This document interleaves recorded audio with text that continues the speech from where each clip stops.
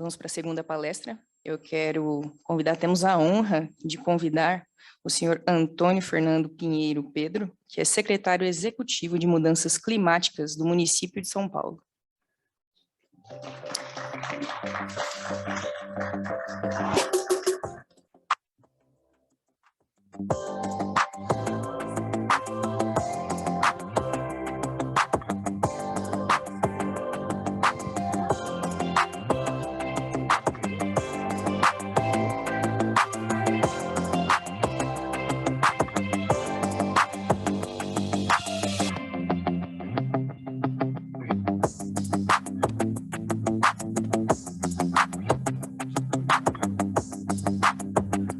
Boa tarde a todos, é uma honra estar aqui com vocês. Eu queria cumprimentar todos aqui na figura da Juliana Pellegrini, nossa presidente, e a Viviane Nunes, né, que é a nossa Relações Institucionais. E também o Carlos Trombini. Cadê o Carlos? Ah, está lá no fundo. Tudo bom, Carlos? Eu quero informar que o Carlos já conheço há muitos anos, né, e a Vivi, então, nem se fala, né, Carlos? Nós compartilhamos uma amizade com a Vivi de muitos anos. Pelo menos uns 20 anos aí. Por aí, né? E com a Viviane, nós estivemos juntos há pouco tempo lá na Secretaria de Mudanças Climáticas, ali com grandes projetos aí em perspectiva, né? E fiquei muito contente de poder desenvolver esse trabalho e de ser convidado para esse evento, né? É um evento importante, interessante. Depois eu vou querer todo o conteúdo para a gente poder trabalhar em cima disso e desenvolver assuntos em comum, né? Eu acho que é o mais importante. Numa área relacionada a mudanças climáticas, nós precisamos trabalhar com a questão relacionada ao conforto térmico, né? E é disso que se trata, né? Não só o trabalho centenário já da associação, né, Viviane? Como também com referência ao trabalho relacionado hoje à secretaria. Nossa secretaria é muito nova, ela tem 1 ano de vida, sou o primeiro secretário. É interessante a gente observar que organizações como essa são 4 em todo o continente americano, são 2 secretarias municipais de clima no Brasil, o Ministério de Mudanças Climáticas da província de Misiones, na Argentina, e o secretário de Mudanças Climáticas do governo norte-americano. Portanto, nós estamos falando da introdução de um novo vetor de governança, que é um vetor bastante transversal, dentro do processo de tomada de decisões governamentais. E São Paulo não poderia ficar de fora dessa mudança administrativa. Pelo contrário, tem que tomar a frente, afinal, somos a 4ª capital do mundo, com um PIB equivalente a 3,5 vezes o PIB do Chile, 3º orçamento do país. Só perdemos para a União e para o governo do estado de São Paulo, né? Então, não é possível que a gente lide com uma cidade de tamanha complexidade, tamanha pujança e com enormes assimetrias, sem inovar na administração, né? Bom, quando nós falamos em cidade integrada, né, nós estamos falando na integração de tecnologias, né? E a Viviane e a Juliana me pediram para poder trazer um assunto que fosse próximo do trabalho, né, Juliana? Então, vamos lá, né? Nós temos um plano climático em nossa cidade. Este plano climático ele foi desenvolvido em 18 meses. Ele envolveu mais de 200 técnicos, não só da própria prefeitura, como também contratados e colaboradores. E foi aprovado por decreto pelo prefeito Ricardo Nunes, em 4 de junho do ano passado, mesma data em que se iniciou o nosso trabalho na Secretaria de Mudanças Climáticas do município. Então, já entramos na nossa secretaria com a obrigação de execução de um plano climático para a cidade de São Paulo. É importante nós observarmos os objetivos gerais, né? Nós temos uma meta incondicional de 20% de redução de emissões, com base em 2017 até 2030, mas pretendemos chegar a 50% desta redução estrategicamente até esta data. E a nossa meta condicionada é, até 2050, reduzir a zero as emissões de gás de efeito estufa na cidade de São Paulo. Extremamente ousado, ambicioso esse projeto, mas também nós não somos os únicos a ambicionar isso, né?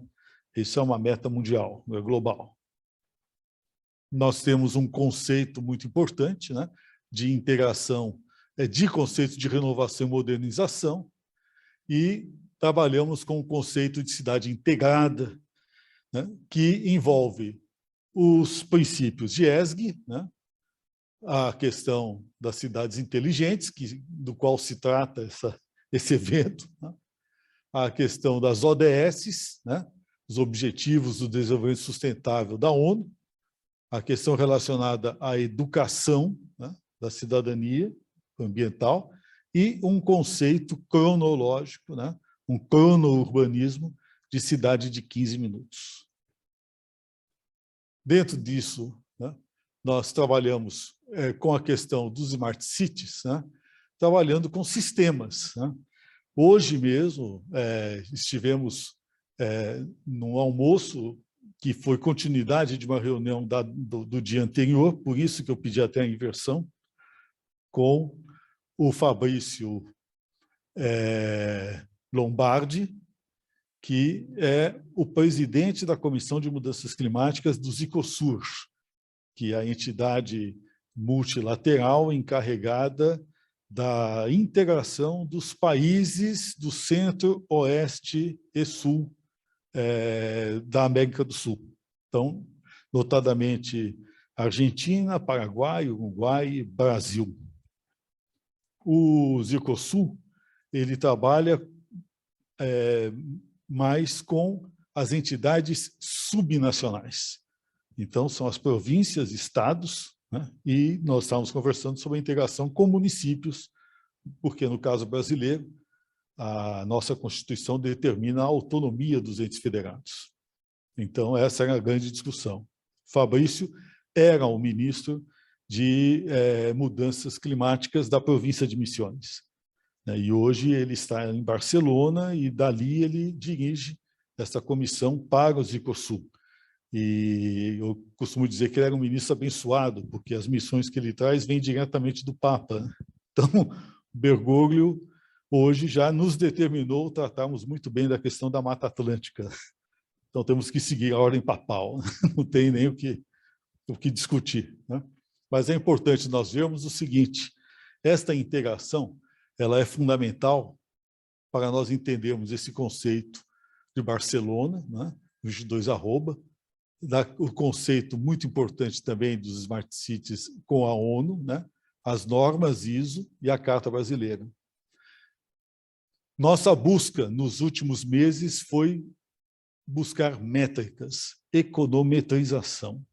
Não adianta nada falarmos em mudanças climáticas, em cidades inteligentes, em uma economia voltada para as cidades inteligentes, se não soubermos aferir valores a partir das metas estabelecidas e estabelecer métricas para a aferição desses valores. Por conta disso, nós temos no nosso comitê consultivo um grupo de trabalho só sobre ESG, para poder trabalhar com essas questões. Já entrevistamos e tivemos reuniões, inclusive, com as agências de risco, tivemos com a Moody's, com a Fitch, com a Standard & Poor's.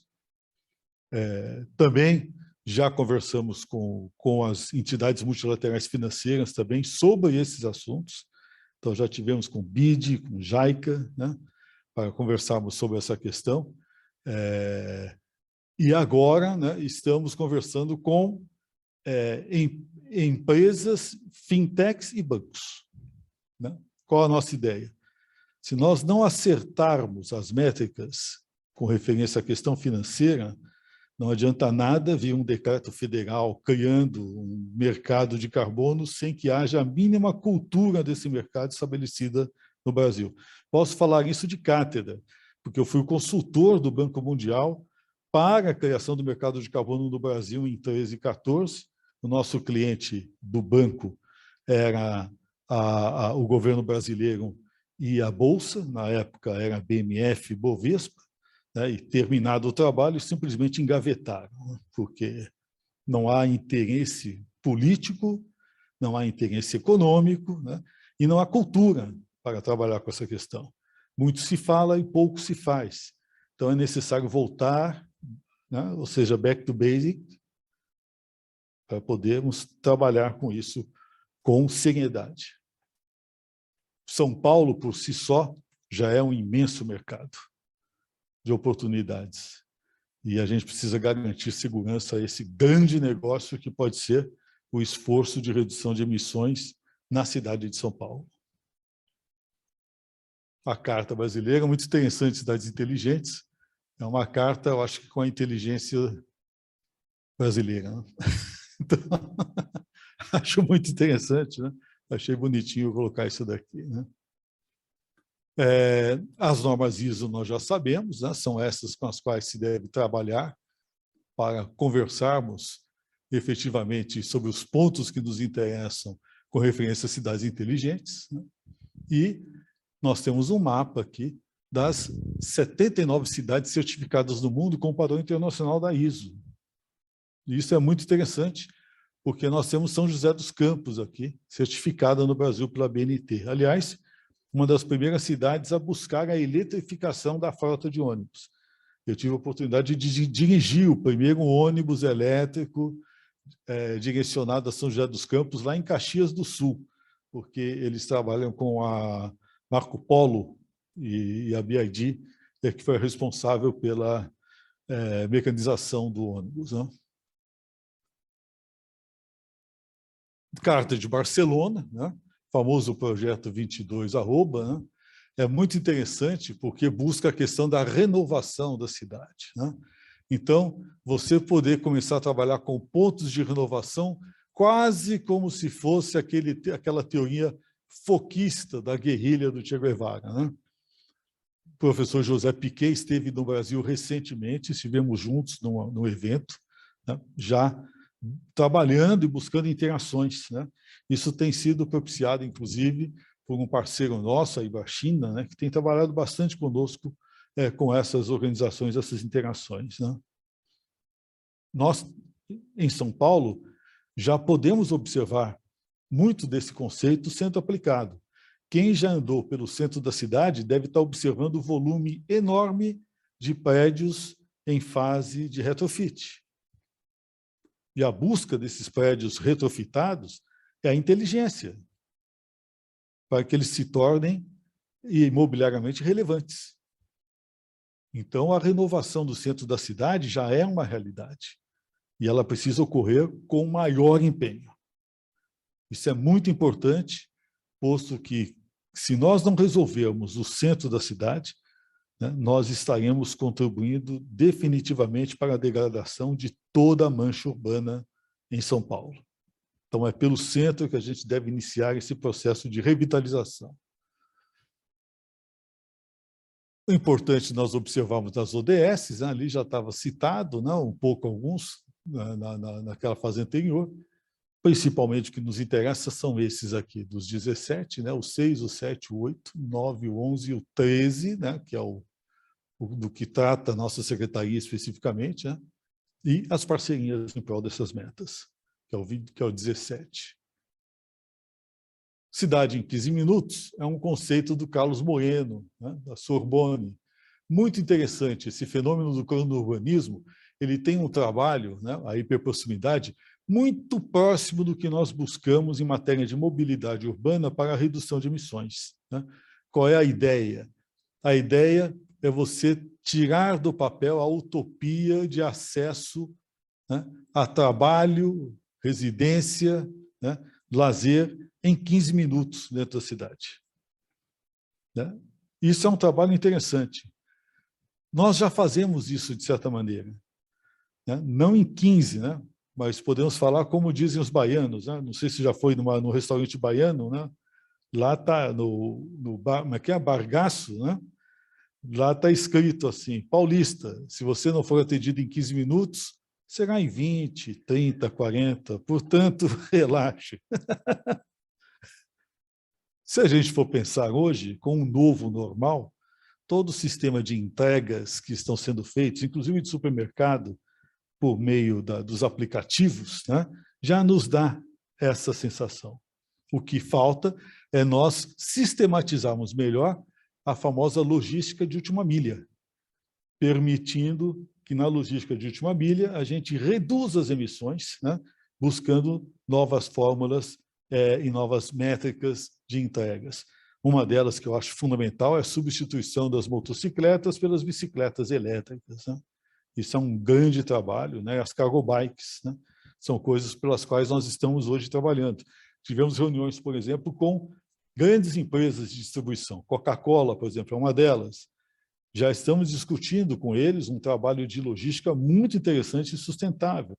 Inclusive a manutenção e a criação de pontos de entrega próximos na cidade, aonde se faz o transporte para aqueles pontos, e de lá, no outro dia, se faz a distribuição no estilo da logística de última milha, inclusive com carros elétricos, né? Ou seja, há uma possibilidade de nós trabalharmos com isso. Isso é realidade, né? Uma outra coisa é nós trabalharmos já com o que São Paulo já é. São Paulo é uma cidade policentrada. Nós temos o polo dos Faria Limers, né? Nós temos o polo da chamada Vale Encantado do Rio Pinheiros, né? Ou seja, todos os bairros Jardins, Morumbi, Butantã, está tudo lá, né? Até as granjas, né? Granja Julieta, né? Ou seja, estão todas no Vale Encantado do Rio Pinheiros, né? Tem gente que nasce, vive, morre e não sabe o que tem do outro lado da Avenida Paulista. Desconhece, só vê por foto, né? Ou nem quer saber, né? Então, é muito interessante. Da mesma forma, se você atravessar o Tamanduateí, é outro mundo, né? E se andar um pouquinho mais além, você vai encontrar o polo de Anália Franco, por exemplo, onde prédios com apartamentos de 16, 20 milhões de reais são uma realidade, né? Outras colônias, outro mundo, outro shopping center, outra figura. Região norte de São Paulo também, né? Atravessou o Tietê, você tem outro sistema. Então, São Paulo já é policentrado. É necessário só admitir isso. É fundamental admitir essa vinculação, né? Esse direcionamento para entender, né, como aplicar esse conceito, né? Proximidade, diversidade, densidade e onipresença, né? A Unesco trabalha com a questão das cidades criativas, ou seja, hoje é o conhecimento grande capital. Se vocês observarem, bancos investem hoje em pesquisa. É conhecimento. Conhecimento hoje é o grande capital. E a criatividade é o motor. Então, nós precisamos começar a trabalhar como startups, né? Eu costumo dizer que a nossa secretaria hoje é um grande... Aliás, não é minha essa frase, é de uma funcionária minha muito criativa, né? Ela falou, puxa, esse clima é um Tinder climático. Eu falei, pô, como é que é isso? Ela falou, olha, dá match todo dia, mas é importante, né? Criar os matches. Ou seja, qual é a função hoje de uma secretaria nessa natureza, que busca tecnologia? Criar possibilidades de encontros de criatividade e conhecimento com empreendedores, com investidores, com aqueles que pretendem fazer mudanças, né? Essa é a função nossa, né? E é por aí que nós estamos buscando desenvolver o trabalho, né? E espero contar com todos vocês nesse esforço, né? Nós já temos aí uma rede de 295 cidades, né, que busca a cultura da criatividade. Como se trabalha isso dentro de uma gestão, né? Nós já temos vários projetos de startups dentro da cidade de São Paulo. Inclusive, temos estações de trabalho já instaladas e desenvolvidas e geridas por secretarias da própria prefeitura, né? Então, é dali, né, no trabalho e nas portas abertas dentro das secretarias, atender as pessoas e ouvir as pessoas. Importantíssimo ouvir as pessoas, aprender com elas. É por onde nós buscamos novidades, né, e novas formas de poder pensar a saída para os nossos problemas, que são muitos, né? Muito importante, portanto, nós trabalhamos com esse conceito, né, de educação, capacitação e empoderamento. Hoje mesmo, no café da manhã que eu tive na secretaria, nós fizemos uma reunião com a Central Única da Periferia. Trabalhamos muito com o pessoal da área lá de Campo Limpo Paulista, Guaianazes, Sapopemba, ou seja, nós precisamos buscar, né, toda a área da borda do município de São Paulo, principalmente da Zona Leste, né, que tem muita ação, muita criatividade e muita atividade. Um comércio vigoroso, promovido pelos municípios vizinhos. Todos ali, naquela região, atravessam os rios, né, a bacia inicial lá do Tietê, para poder comprar em São Paulo, para poder estudar em São Paulo. Eu fico impressionado quando a gente fala do conceito chinês do cinturão de seda, quando nós praticamos o cinturão de seda sem saber, no município de São Paulo.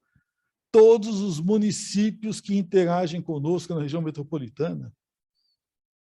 Né? Ou seja, se nós começarmos a trabalhar com empoderamento e com um trabalho de melhoria das condições da periferia, nós teremos um aumento sinérgico da melhoria da qualidade de vida de fora para dentro, que é o que busca a China com o conceito.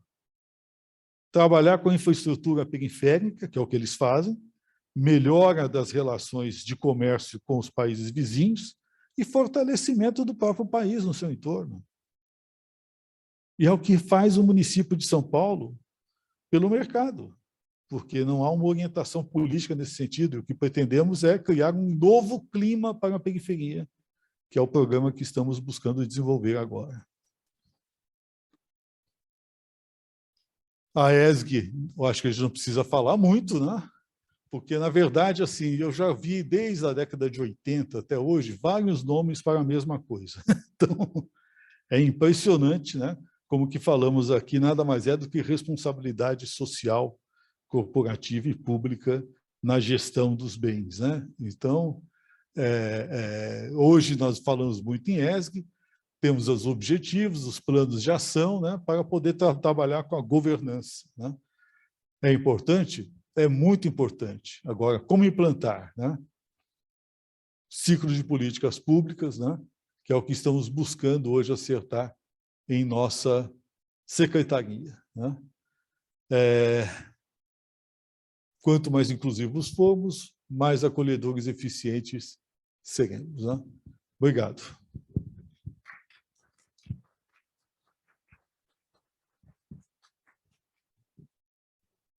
Tem alguma pergunta?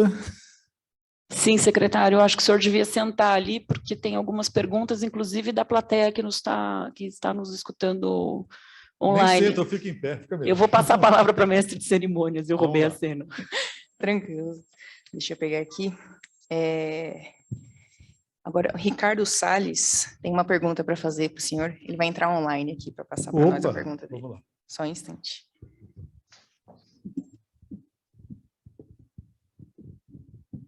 Secretário, Ricardo Salles é presidente do Conselho Nacional de Climatização e Refrigeração, que engloba algumas entidades do setor. Ah, é? É.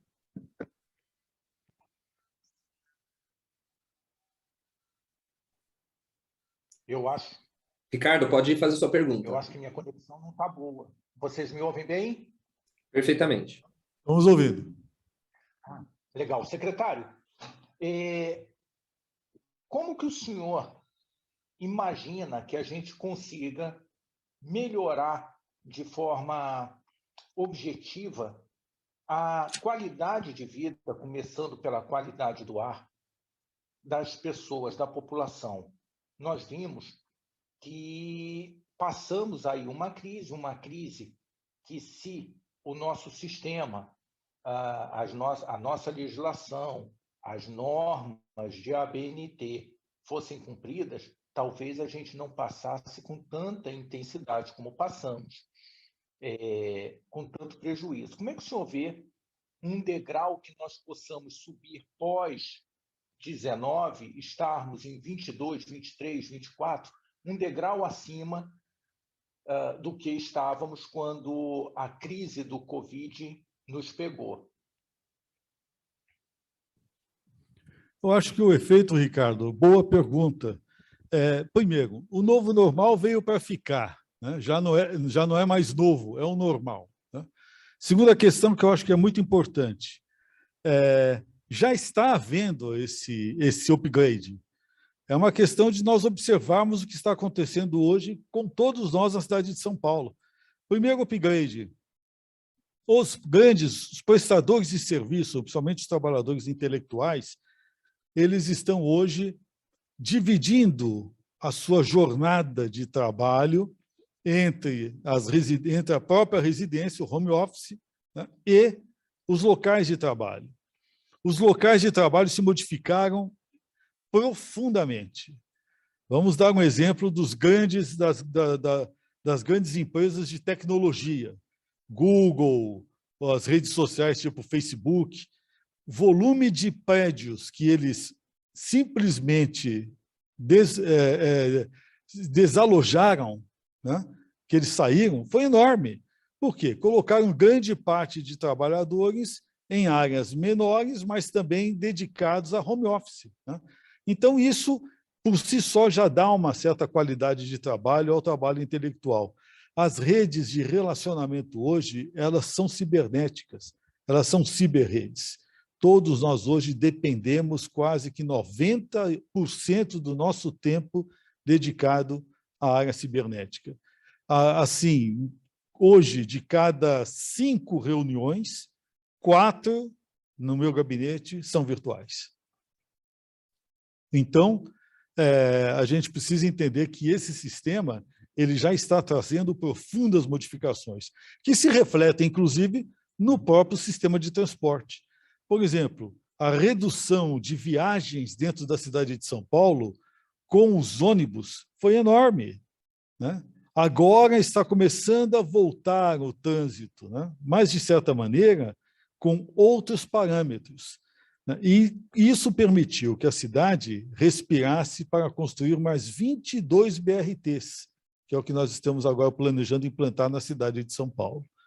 Isso, somado ao volume de obras que estão sendo feitas hoje pela Secretaria de Transportes Metropolitanos dentro da cidade de São Paulo, com a expansão do metrô e dos trens metropolitanos, né, vai nos permitir, daqui a 5 a 10 anos, ter uma outra cidade em nível de mobilidade urbana dentro de São Paulo, né? O nível de redução de ruídos também foi grande, porque está havendo uma melhoria muito, muito grande na área de mecânica e de motorização. Os ônibus hoje, Euro 5, quase 100% dos ônibus de São Paulo são Euro 5, eles têm um volume de ruído muito inferior aos do Euro 3. E nós já vamos partir para o Euro 6. E a cada mudança, só no sistema do Euro 3 para o Euro 5, já nos dá uma redução de 14,5% de emissões atmosféricas na cidade de São Paulo por ano, só com as mudanças. E a nossa mudança é da ordem de 1.100 ônibus por ano. Nós temos a maior frota concessionada do mundo. Segundo lugar é de Bogotá. Nós temos 14.300 ônibus transitando 24 horas por dia nas concessões do município. Então, não é pouca coisa, né? Se nós partirmos para a eletrificação, vamos ter uma mudança seríssima. O problema está nessa transposição, porque há barreiras e questões de ordem tecnológica que precisamos enfrentar para conferir segurança ao transporte. Mas isso é um lado. Por outro lado, nós estamos hoje vendo a necessidade de usarmos a tecnologia para gerenciar o conforto térmico da cidade. Eu acho que aí responde mais ao Ricardo. Eu vou dar um exemplo. Nós coordenamos a nossa Secretaria Emergência Hídrica na cidade de São Paulo ano passado, e de novembro até final de março deste ano, o Plano Preventivo de Chuvas de Verão. Também a coordenação geral foi nossa. Nós utilizamos o tempo todo tecnologia para a governança. O grupo de coordenação geral, incluindo Defesa Civil, se reunia 24 horas por dia via WhatsApp. As redes de transmissão e anúncio de eventos, né, e alertas de eventos se faz pelo outro sistema do Telegram, porque muitas vezes você tem comunidades com mais de 250 pessoas, o WhatsApp não tem esse limite, o Telegram tem, para poder informar, né? E com isso nós conseguimos, num período que foi o maior período de chuvas dos últimos 6 anos, ter o menor índice de danos dos últimos 18 anos. Para você ter uma ideia, pela primeira vez na história de São Paulo, nem o CEAGESP, nem o Mercadão inundaram. E ninguém falou nada, né? Na hora de falar o que é positivo, ninguém fala, né? Então, houve uma integração direta do nosso grupo com o sistema de bombeamento do Estado, coisa que nunca tinha havido antes. Nós conseguimos por governança. E isso permitiu que a cidade passasse momentos críticos de maneira mais tranquila, mesmo com os problemas ocorridos na periferia, como foi no caso do córrego na zona leste de São Paulo, né? Ali foi um acidente em que o indivíduo pulou no rio para poder, eventualmente, salvar outros 2 que se safaram. Então, houve um acidente, né? Mas que foi, de certa maneira, a contribuição foi do próprio rapaz que pulou. Porém, nós fizemos um trabalho de remoção de 105 mil toneladas de detritos entre novembro e março, de galerias, córregos e bueiros. Isso é o que a população joga nas ruas e que obstrui os córregos, as galerias e os bueiros. 105 mil toneladas. Para vocês terem uma ideia, nós coletamos 14 mil toneladas, em média, por dia na cidade de São Paulo de resíduos, pelo nosso sistema, né? Então, é importante nós vermos também que houve um esforço material muito grande. Instalação de mais de 200 jardins de chuva, né? Foram 140 postos, fora outros que já estavam instalados. Uma mudança no padrão também de enfrentamento, usando recursos, soluções baseadas na natureza, que conferiram melhor conforto para a cidade num período de mudanças térmicas grandes. O mesmo está acontecendo agora. Enfrentamos um frio violento, estabelecemos um programa municipal em que, quando há uma baixa de temperatura a partir de 13 graus centígrados, se dispara todo um sistema dentro da prefeitura para poder atender a população de rua, que não é pequena, né? Em que pese nós temos uma atenção para essa população, nós temos que observar que a nossa população de rua é 3 vezes menor que a de Nova York, 4 vezes menor do que Los Angeles, 5 vezes menor que a de Paris. Isso na 4ª capital do mundo, 12 milhões de habitantes, numa região metropolitana de 24 milhões de habitantes. Então, a gente precisa tomar muito cuidado quando a gente sai por aí papagueando sem observar os conflitos de realidade de um fenômeno de exclusão que é mundial, porque a crise econômica não está só aqui. Mas, mesmo assim, se estenderam 10 tendas espalhadas em regiões importantes da cidade para poder acolher as pessoas, dar sopa, ou seja, pela primeira vez houve um separado, né? Isso foi muito importante, e também se permitiu dar um conforto térmico a essas pessoas. Mais de 2 mil 2.000 vagas foram criadas, além das 2.100 e poucas vagas que nós já tínhamos na cidade de São Paulo, para poder atender a população de rua. Houve também todo um trabalho voltado à dispersão para a segregação da população de rua. Uma coisa são as famílias desalojadas pela crise econômica, os egressos do sistema prisional, que existem aqui em toda parte do mundo, e que compõem quase que 20% da população de rua. Né? Basta ler Jean Genet, no Diário de um Ladrão, vocês vão ver que isso já é uma coisa escrita por ele desde a década de 40. Tá certo? Ainda temos as pessoas que são fragilizadas psicologicamente, seja por droga, seja porque tem algum problema mental, seja porque foram abandonados pela família, ou seja, há uma população cativa da rua que existe em qualquer outra cidade e que tem muita dificuldade de resistir profundamente a qualquer tipo de remoção. Então, se você não segregar, você vai acabar incorrendo em profundas injustiças, né? E isso, para tanto, precisa ser feito um mapeamento, uma contagem, e as contagens foram incríveis. Praça Princesa Isabel tinha mais de 209 barracas e 58 pessoas morando lá. Quando houve a dispersão da droga, lá da Cracolândia, um volume enorme, né, de mortos-vivos, praticamente, né, parece aquele filme Walking Dead, né, se deslocou. Vai espalhar isso para a cidade toda. O problema não é esse. O problema é que, se você não dispersa, você facilita o serviço do traficante. O traficante é que fideliza aquela massa inumana. E enquanto o traficante estiver relacionando aquela massa de pessoas que estão absolutamente fragilizadas, ele vai matá-las, porque elas vão ficar ali estimuladas a consumir a droga até morrer.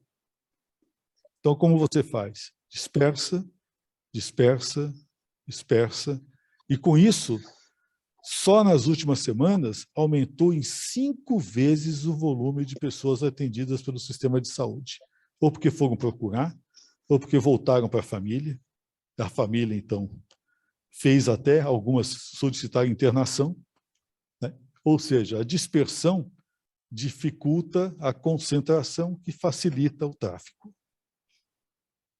Agora, é fácil? Não é fácil. Se fosse fácil, todo mundo fazia. Precisa ter vontade política. No nosso caso, estão fazendo a mesma coisa. Combate aos mananciais.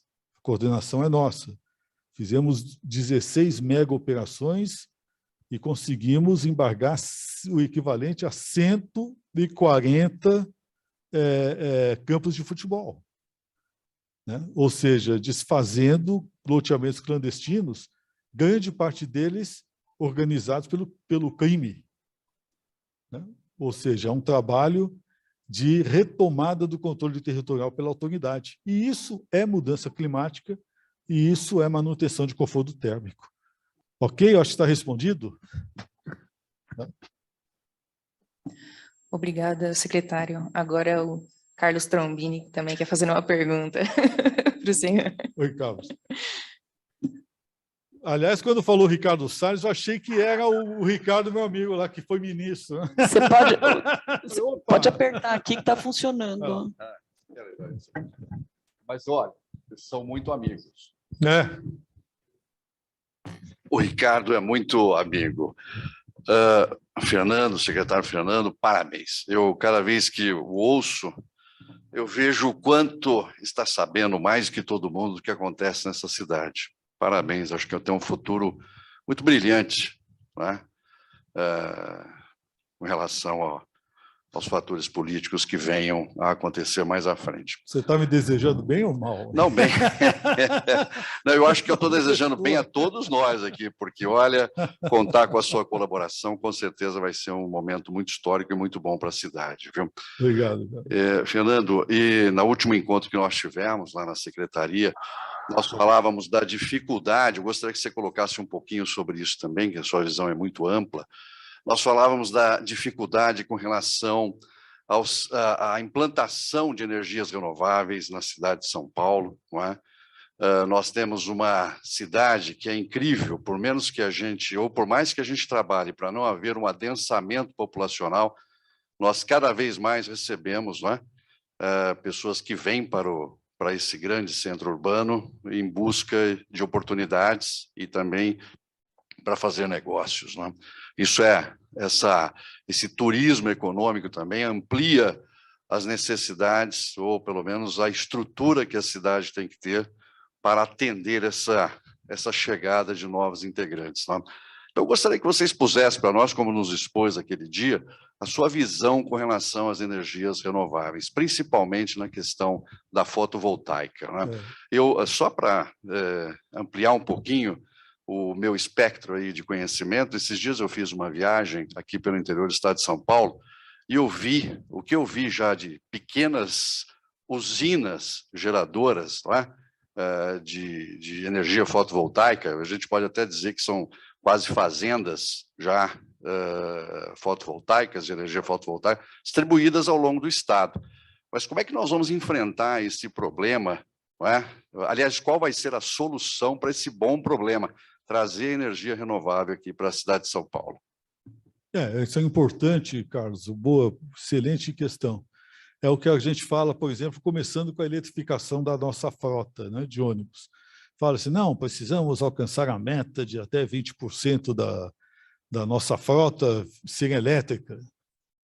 A gente teve vários debates até em rádio, as pessoas denunciando, não estão eletrificando a frota, como se isso fosse uma coisa essencial, né? Quando eu vejo que os Estados Unidos têm 300 ônibus elétricos, todos os Estados Unidos, a gente fala, opa, espera aí, vamos ver o que está acontecendo, né? Não adianta nós eletrificarmos a frota e alimentarmos essa eletricidade com a eletricidade suja. Então, você precisa limpar um ciclo. Então, a gente precisa saber de onde vem a nossa energia, né, para podermos aplicá-la de maneira sustentável. Então, é muito importante que a gente tenha uma visão estratégica do que nos alimenta dentro da cidade. Há hoje uma série de programas voltados para a energia solar dentro da cidade de São Paulo. O governo do município está programando a eletrificação de quase 800 escolas. Vai instalar lá um sistema de células fotovoltaicas. Nós temos 4.000 escolas, né? Mas pelo menos 800 já serão agora, já iniciará um sistema de instalação de rede fotovoltaica. São 96 AMAs que também sofrerão essa instalação. Quando isso começou, eu falei, opa, vamos parar, porque o sistema não pode ser feito dessa forma. Uma coisa é o setor privado fazer a instalação e cuidar. Você ter uma residência, uma casa, um prédio, buscar a parte da eletrificação. A outra é o setor público. Por quê? No setor público, quebrou uma peça, você vai ter que abrir uma licitação para buscar a peça. Você fecha a escola no fim de semana, as pessoas entram, invadem, levam os fios, levam o cabo, levam alumínio. Quando você vê, não tem nada. Nem a célula está lá mais, nem a placa. E aí, como é que você vai consertar, né? Às vezes você, na verdade, acaba fabricando sucatas. Muito mais interessante, né, Carlos, é você fazer a compra no Smart Grid, né, de fazendas fotovoltaicas e trazer essa energia limpa até a cidade de São Paulo. Então, é isso que a gente está procurando agora equacionar. E aí nos interessam muito os grandes projetos para alimentar o sistema público. Esse é a grande importância. Os pequenos projetos do setor privado e o setor público precisa de grandes projetos para poder alimentar, né? Essa é uma saída. A outra é buscar soluções arquitetônicas para a instalação. E isso também impende em melhoria da tecnologia. Nós temos uma perda natural de captação, porque o sol é implacável, né? Nas placas, né? Então, eu preciso saber com que tipo de placa se vai trabalhar. Nós queremos instalar hortas urbanas. Então, buscamos, junto a uma entidade do governo alemão, uma empresa chamada Sun Farming, o nome já diz tudo, né? Casar a produção de energia solar com a agricultura urbana. Então, fazer hortas urbanas e instalar as placas que são translúcidas, no caso da Sun Farming, né, em cima. Ou seja, dar uma insolação menor e mais saudável para as plantas, né, e em cima você gera energia. E nós estamos procurando fazer isso justamente nas áreas de transmissão de energias da Enel, né? Verificamos as 50 áreas com a Enel, que é a nossa concessionária de distribuição de energia, são aqueles linhões, e pretendemos ali produzir. A agricultura urbana é importante porque confere, né, segurança, resiliência à população, com referência à questão alimentar, nas fases de eventos extremos que estaremos sofrendo nos próximos anos. Já estamos e continuaremos a sofrer nos próximos anos. Nós vamos ter alterações de temperatura que vão variar cada vez mais, né? A Amazônia já está prevista agora para os próximos meses aí, chegar a temperaturas de 50 graus centígrados. Isso significa que nós vamos ter eventos de mais frio, né? Com tornados subtropicais que podem avançar até, essas ondas avançar até o Equador, né? E isso significa que está havendo um aquecimento maior nas placas antárticas, né? Então, a Lanina, por exemplo, pelo visto, resolveu não passar de ano, vai ficar mais um ano ainda aí, né? O que já é algo por si só, um fenômeno de magnitude imensa, né?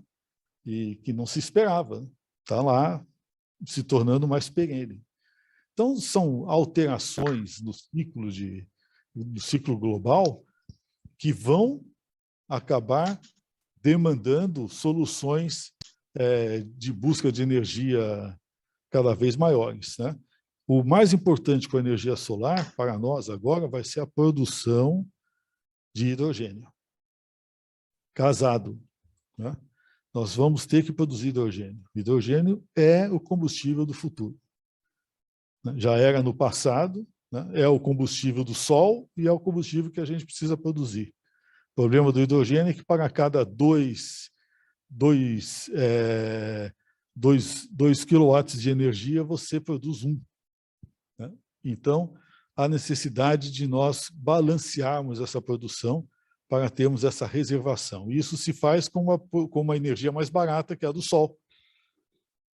Então, a energia solar está intimamente vinculada à produção de hidrogênio. A outra fonte muito importante para nós é a nuclear, que nós temos também, para a produção de hidrogênio, né?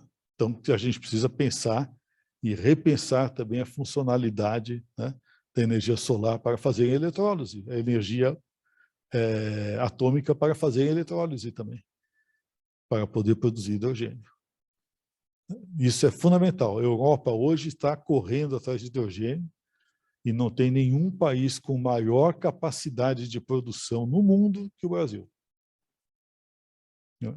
Então, a gente precisa voltar os olhos também para essa tecnologia, né? Mais ou menos por aí, Carlos? Obrigado. Temos mais uma pergunta ainda, secretário, do Ricardo Salles, também, que está online aqui. Já vai entrar aqui conosco, só um instante.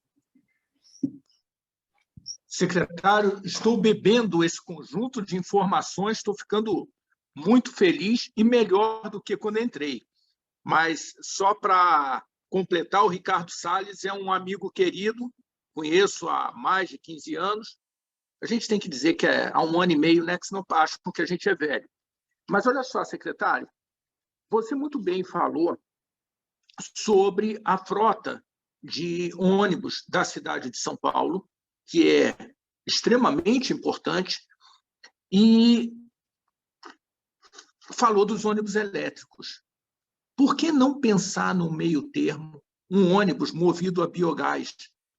E fazendo um paralelo ali, o biogás, o custo do quilowatt produzido é na ordem de 20% mais barato do que o da fotovoltaica. E os dois têm a geração, tanto fotovoltaica quanto o biogás têm os seus lugares, mas eu acho que é um que a gente pode pensar com bastante atenção, porque ele dá uma solução para o problema do RSU nas cidades. Mas trazendo ainda um segundo ponto, nós sabemos, novamente, com essa importância da frota de ônibus da cidade de São Paulo, a qualidade do ar ali é muito preocupante, porque não há a renovação de ar que precisa haver, nem perto do que determinam as nossas normas, e, da mesma forma, não há filtragem do ar. São os dois pontos mais importantes que a gente pode salientar. Existe algum programa, existe algum projeto, existe alguma conversa alinhada com as empresas, com as concessionárias de ônibus, para que cheguem mais perto do que as normas determinam, e a nossa legislação há mais do que 20 anos, não é uma coisa do Covid, é uma coisa já antiga? Já, Ricardo, excelente a sua pergunta, viu? Excelente. Deixa eu te falar uma coisa. A pergunta que você fez foi a pergunta que eu fiz também para a SP Trans, que é a nossa empresa de engenharia de transportes, quando eu fui verificar as metas estabelecidas de eletrificação da frota. Eu também estranhei por que a gente não estava trabalhando com o metano. Então, para mim, eu sou um defensor de metanização da frota. Então, o que eu fiz, né? Eu vou falar agora, quer dizer, o que a gente já está fazendo nesse sentido. Eu fui visitar as fábricas, né? Em especial a Scania, né? Que tem um trabalho de metanização muito forte. Eu já conhecia outras empresas nessa área, até como consultor e advogado ambiental, por exemplo, o primeiro contrato de liquefação de gás natural na cidade de São Paulo, que foi feito entre a EcoUrbis e a Golar Power, né? Quem fez o contrato fui eu, então eu já conhecia como advogado antes de entrar na secretaria, né? Então, o licenciamento da primeira planta de liquefação de gás natural, que foi o projeto Gemini, com a Petrobras e a Praxair norte-americana, que no caso é a White Martins no Brasil, né? Também fui eu que acompanhei, isso há uns 15, 20 anos atrás, né? Então, esse trabalho de busca de viabilização da distribuição do gás natural no Brasil, a gente acompanha de muitos anos. Eu fui verificar, vi que há possibilidade de se estabelecer ônibus movidos a gás metano no Brasil. Verifiquei com empresas que trabalham com retrofit para poder instalar um equipamento para metano. E aí fui buscar as concessionárias de São Paulo, a Loga e a EcoUrbis, e verificar como é que estava o programa de extração de gás metano do nosso lixo, porque, afinal, São Paulo produz o equivalente a Portugal e Espanha juntos de resíduos, né? Então, é a nossa cidade. Eu acho engraçado quando a gente fala assim, o modelo português cabe no bairro de Santo Amaro, né? A gente precisa pensar um pouco como trabalhar com as dimensões da cidade de São Paulo, né? Então, a produção de gás metano aqui é enorme, viu, Ricardo? E a gente tem, sim, condições de trabalhar. Vamos somar a isso a nossa concessionária de distribuição de gás. A Comgás mantém 20 mil quilômetros de rede de distribuição de gás dentro da cidade de São Paulo. Então, a possibilidade de nós otimizarmos o abastecimento é grande. Estamos trabalhando nesse sentido, portanto, viu? O outro ponto, eu não vejo outra saída, e isso já está sendo proposto. A gente mantém um comitê gestor de frotas que é coordenado por nós no município de São Paulo, e a refrigeração E a climatização do ambiente dos ônibus é uma realidade. Todo ônibus novo adquirido pela concessionária tem que vir com ar-condicionado. Todo. Então, os elétricos, então, todos têm que ser com ar-condicionado. Então, o objetivo nosso, no caso da climatização para o transporte público, é claríssimo e é objetivo. O que eu acho que a gente pode é incrementar a fiscalização em cima da aposição desse sistema em todo o sistema de transporte do município. Perfeito, secretário. Muito obrigada pela sua palestra. Parabéns. Muito obrigado, então, viu? Bom, agora retomando aqui as atividades, vamos para o intervalo, né? Vamos para um pequeno intervalo.